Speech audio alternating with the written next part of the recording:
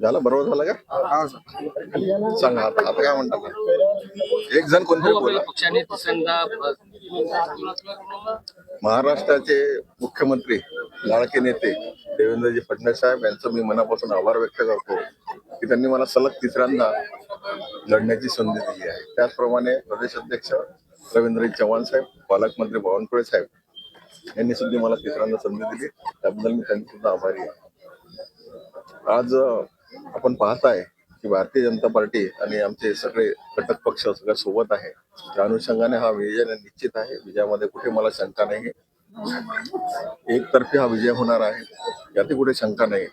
आपण पाहिला 2012 मध्ये सुद्धा फार आमच्याकडे भारतीय जनता पार्टी आणि शिवसेनेकडे कमी मतं होती आणि मोठ्या प्रमाणामध्ये माझा विजय मिळाला. 215 मतं मी घेऊन विजयी झालो होतो. तेव्हा 2017-18 मध्ये आपण पाहिलं तर जवळपास तो सुद्धा वन साइड विजय झालेला होता.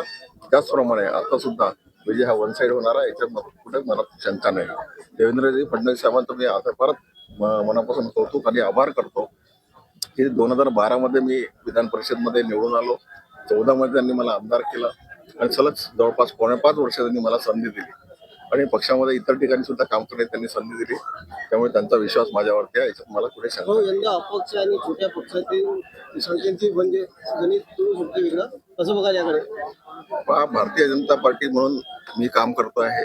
मी आमचे जे नगरसेवक आहेत मोठ्या प्रमाणात आमच्या सोबत आहेत. मी त्यांना नगरसेवक म्हणून पाहते, माझा फॅमिली मेंबर म्हणून पाहतो आणि ते सुद्धा मला फॅमिली मेंबर म्हणून पाहतो.